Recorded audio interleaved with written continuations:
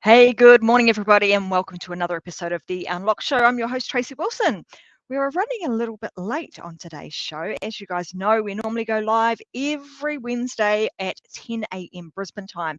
But this morning, our very special guest wasn't able to make it. So what I thought we would do is that I would just do a solo show. It feels like forever since I've done a solo show all on my own. So I was thinking about, what should I actually speak about? What should I share with you guys today? And as I was sitting here and thinking about, what are the things that I could talk about? I've got a whole list of different topics that I could speak on. But this year has been a really, I want to say, interesting is probably, I don't know if that's a right word, but interesting, challenging, real one of those kind of years. And I know that as I've been speaking to lots of other people, they've been saying the same. So I don't know about you, but I'm kind of going to be very, very happy to see 2022 kiss that year goodbye and move into 2023. For some of you that have been listening to the show for some time, you might kind of have a bit of an idea as to why I've sort of felt that way over the last 12 months.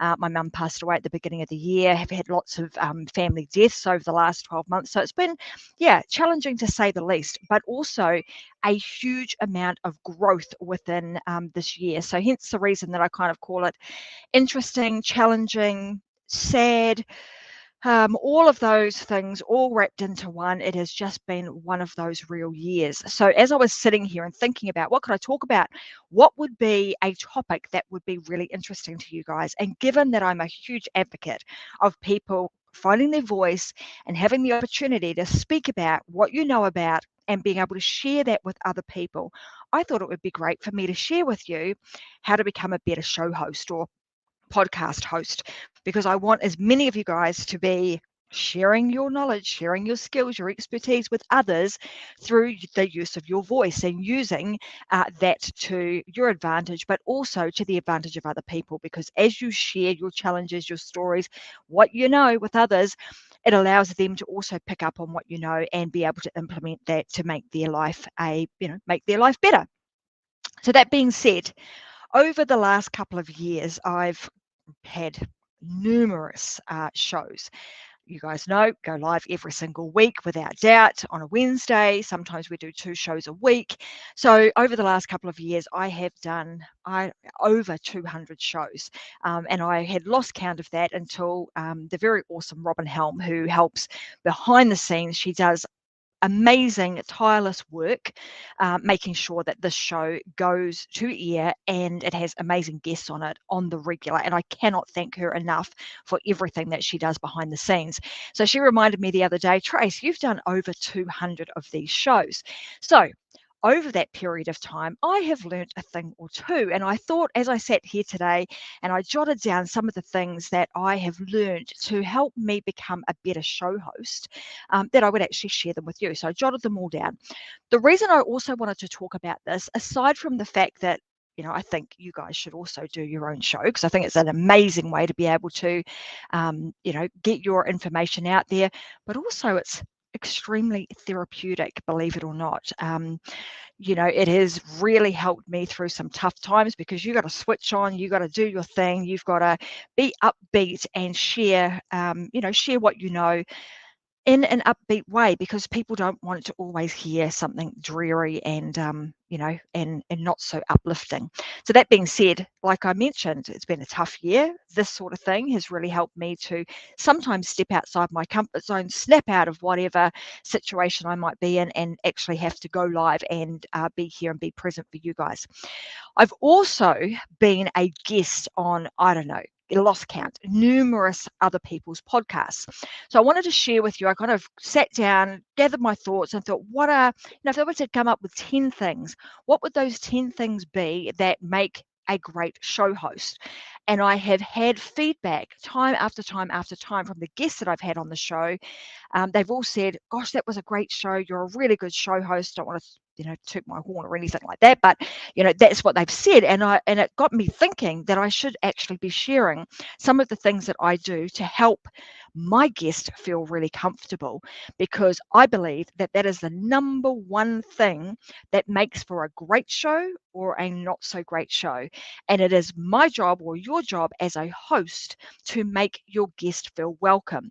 So if you think about it in the sense that you are hosting someone, just like you're hosting a party, you don't want people to come to your party and for them not to have a great time, right? You don't want them to feel not worthy, that their information is not interesting. You actually want them to feel like, hey, this is a cool party. I really enjoyed it here. So that's the number one thing.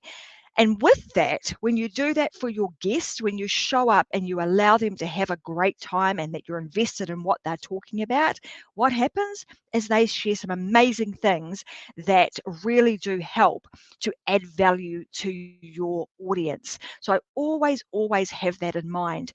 And that always makes for that person to feel welcome. It's like you want to open up your front door and you want to welcome them with open arms and say, great to see you. Thanks for joining me on the Unlock Show. And I'm really grateful that you are here. That is the first thing you want to do. So the next thing that I always make sure that I do is I actually research the person. So quite often, if you are having guests on your show, you'll find that they will give you most likely a one sheet. And that one sheet will have the topics that they speak about. And maybe it also has a list of questions that you could ask of them.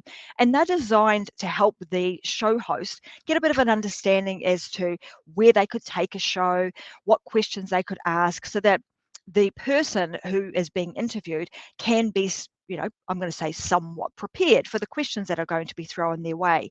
But what I also see sometimes is that when hosts get something like that, they become very stiff and very regimented in the questions that they ask. They stick very much to the script. They ask this question, then once the person's answered, they move on to the next question and the next question.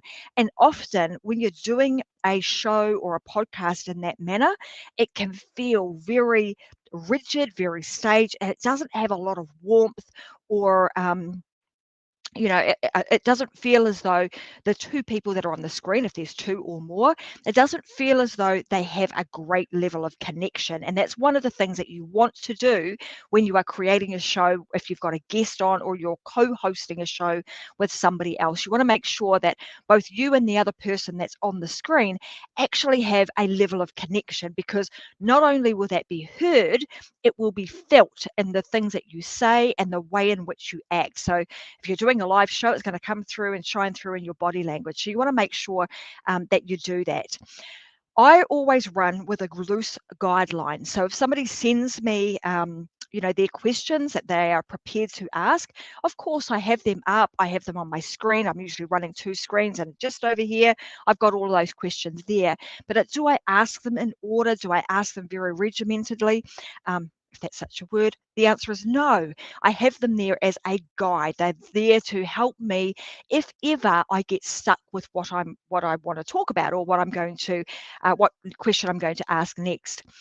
More often than not, that doesn't happen. And here's why it doesn't happen. And this is one of the tips that I want to give you. You need to be present. You want to make sure that when you are with your guest, you are with your guests and you are with your audience, just like you would if you were having a dinner party at home. You're not just talking with one person, tied up in the corner. You are actually interacting and mingling with that person, as well as including everybody else within the circle or whoever else is at your home during that dinner party. And you want to think about your audience in that same manner. They are there with you. You guys who are watching right now, you're here with me, and you're here at, for want of a better kind of situation, we're at a dinner party. We're enjoying our time together, and that's what you want to do with your guests and with your audience. So being present, listening a lot, and allowing your guests to speak. I often hear, when I'm listening to other people's podcasts, the show host will butt in often and not allow the guest to continue to talk. Now, there's a fine line that you walk here, right? Because sometimes guests, they've got so much to say, they're so excited about things, and sometimes they can tend to ramble on or go on about things. And I would say I get a bit excited too, and I can tend to do that.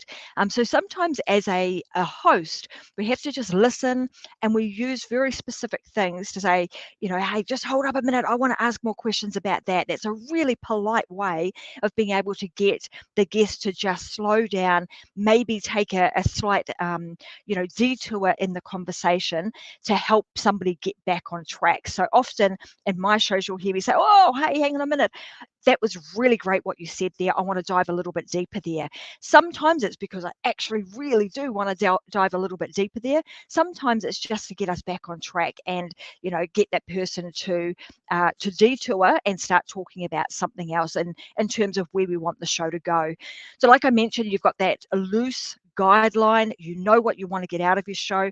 And often in my shows, and I know this is the case with a lot of other people's podcasts too, is that we want to make sure that there's some kind of call to action or an outcome that you want your listeners to achieve.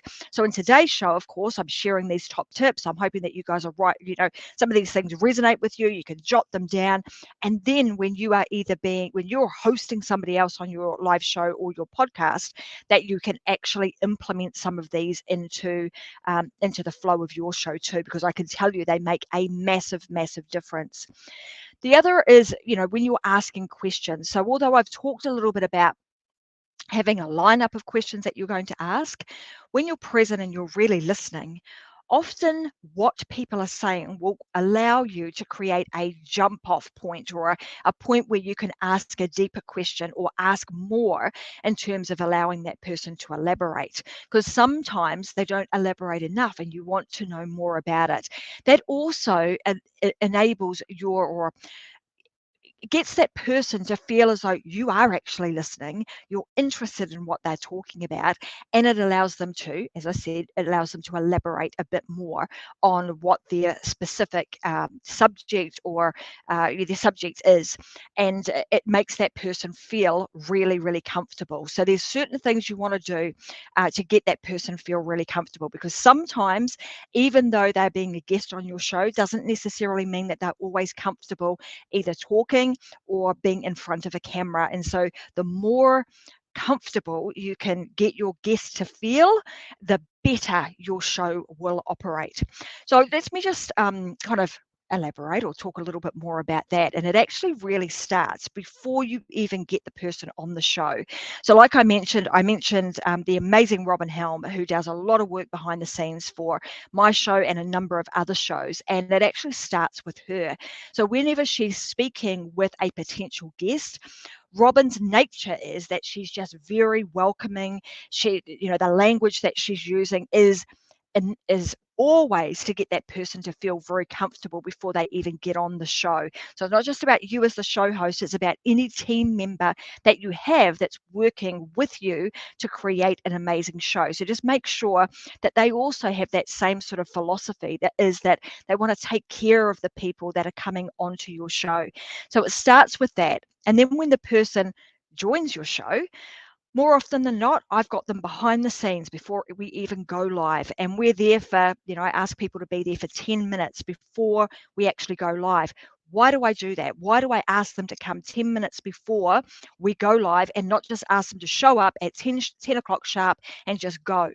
The reason for that is so that I can start to create a conversation with them, build some rapport, create a connection, do all of those things so that when we do go live, I get that person as comfortable as possible. Not only that, I'm getting myself as comfortable as possible, because the more comfortable I am, the more I know about the person, the more of a connection that I can build, the better the show runs. And I cannot stress that enough. So if you are somebody who is being a host, then you want to make sure that your guest shows up nice and early and communicate that to them several times.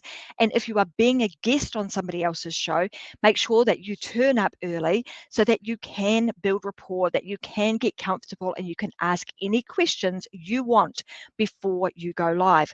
Which brings me to the next thing. The next thing is, after you've built some rapport, you've got to know them a little better, you've confirmed that the topic of the show is right, that they're comfortable in speaking about that. The other thing, and I've been guilty of sometimes forgetting to ask this question, is how to pronounce their name. It might sound a really silly and simple thing, but I cannot tell you, I've done this. I've forgot to ask somebody how to pronounce their name, and then when I've gone live and I've gone to pronounce their name, I've totally butchered it. I've done it a couple of times, and I am very, very conscious of it. And again, as you know, after doing this, 200 odd times, you learn little things that are really important to ask and to prepare for before you go live. That is probably one of the things you want to make sure that you do, because if they've got given, I've got I cover a different country to them, maybe the accent is a little bit different, the way that we pronounce things is different, their names can come out very, very different to what, to what they actually are. And as we know, our names are precious to us. We want to make sure that they are pronounced correctly. So note that down, ask the person how to pronounce their name. They will appreciate it, and you won't balls it up like I have in the past. So what else is there on my little list of things to do? This is also in the preparation phase. Because I go live, there are certain things that when you're using a live studio that you do. For example, I may put the person on screen on their own throughout the show. And I do that for a number of reasons. One, so that they get some showcase time. They're there, they're talking about some really important things. And because I take each of my shows and I chop them up, they usually end up in about 52 different bits and pieces that I can use for all sorts of promotional activities and all of my social media accounts. I want them to have the opportunity to be able to share what they know all on their own on the big screen. Now, with that, they may think, if you've done that, if you've put them on the screen like I am right now, and when I do that, I'm still here. I'm just down there in the back office, letting them have their time in the limelight. So I have had a guest that went, where'd she go? Tracy's disappeared, and oh my God, now I've got to run the Unlock show all on my own. So it's really important that you share with them if you're going to do that, so that they don't freak out, so that they know you're just down there.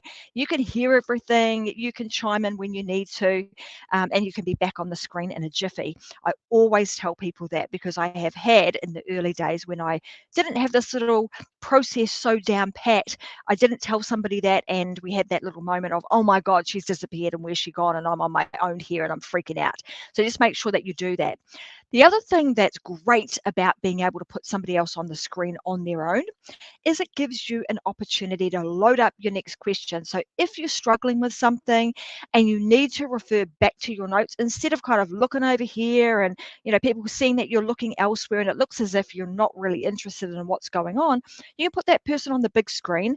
That gives you some time to step away. Nobody can see you. Take a drink of your glass of water or whatever else you've got, beverage of your choice, and load up the next question. I mean, I use that tactic all the time for those two purposes, to be able to grab a glass of water or a drink, and also to load up the next question. So important that you do that. The other is just sharing with the person before you go live exactly what's going to happen in the show, timings, how the questions will go. If you're doing if you're going to ask them very specific questions, and you're going to 1, 2, 3, 4, 5, right the way through to all of the questions that they've got, tell them that. If you're going to sort of go with the flow and just ask questions as they come, tell them that too. It will mean that there are less surprises for them. The least amount of surprises you could have for them, the better, because again, it makes for a very comfortable show, and it makes that person feel very comfortable in what's actually going on. Okay, now the chat room, or I call it behind the scenes, right? So this is the time that you have the person, the 10 minutes before you go live and the 10 minutes after the show. You want to make sure that you hang around. So after you've done your podcast, don't just hang up and see you later, thanks for coming to that person. You want to hang around. You want to end your broadcast live to all of your audience, but you want to stay behind the scenes. Why? Because you want to thank that person. You might want to talk a little bit more about what things came up in that show. You might want to talk about how you could help them, how they could help you, all sorts of amazing collaborations come out of the conversations that I had before and after a show. I can't tell you how many times I've had somebody say, hey, we need to keep in touch, or here, I want to give you this, or would you like to be on my podcast, or hey, you could really help me. All of those sorts of things come from the chatter that happens before and after the show. And again, throughout the show, you're building a lot of rapport. Again, the more comfortable you can make somebody feel, the more likely they are to want to continue to have a conversation with you. And that's what it's all about. And what you'll find is that you'll start to make some beautiful friendships all over the world by being able to just chat and talk with other people. And what I'm also going to say, I've talked a lot about making your guest feel comfortable, but this is probably the most important thing. This is the thing that makes your show continue. And it is the one thing that will mean that you will show up and do your show regardless. Like a guest doesn't show up and you just continue to carry on. It means that you will be somebody whom has had the opportunity to host over 200 odd shows. You've heard me say before that most podcasters, they don't last more than 6 shows. They don't.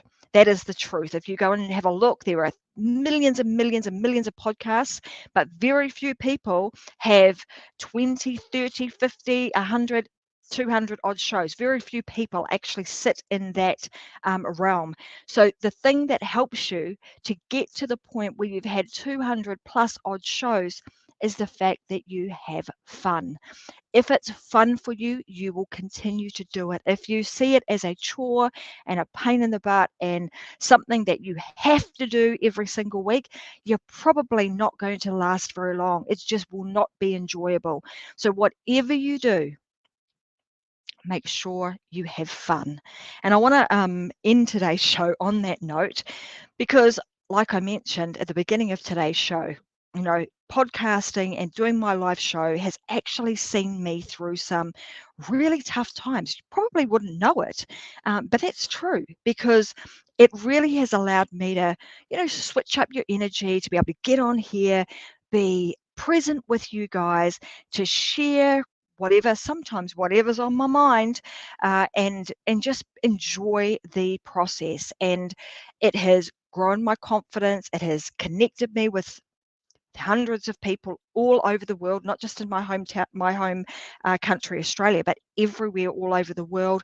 And I have had the opportunity to be able to listen to, share in other people's journeys, and hear all the successful things that they have done, which has enabled me to go away and implement a lot of those things into my life and into my business. And if you think about that, just that alone, that is thousands and thousands and thousands of dollars worth of, you know, business strategy, tips, tools, resources that have been shared with me over the last couple of years. So I want to encourage everybody, like, if you've got something, in fact, even if you think you've got nothing to share, I guarantee you have. And I guarantee you are not alone in whatever it is that you want to share. There will be somebody else out there who is going through a challenge, who is wanting to know something, wanting to know how to do something, and you most likely have the answer. And if you start to share that with other people, you will start to change the lives and change the world, and you'll start to live your life unlocked in exactly the way that this show is designed to help you guys do. So that being said, you know, solo show today, so I'm going to love yous and leave yous, but I hope that has helped. I don't know if there was probably 10, probably more tips that I've shared with you today about how to become a great host, and how to share your knowledge, your expertise with others all over the world. And if you want a little bit of a hand to do that, then reach out. I have a program. I help students inside of our program, and we teach them how to do this on the regular, and it is such a damn lot of fun. I love my students to bits, and I love seeing them share their knowledge, their experience with other people. So have a fantastic rest of the week. I hope you guys are all gearing up to have an amazing Christmas.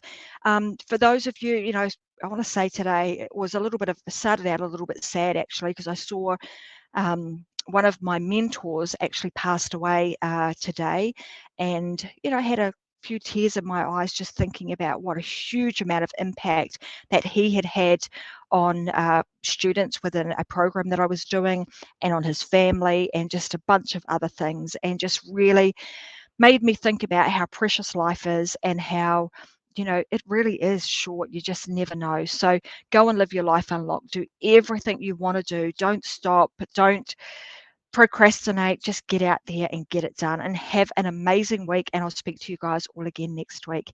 Thanks for joining, and I'll see you again next Wednesday, 10 a.m. Brisbane time. Bye for now.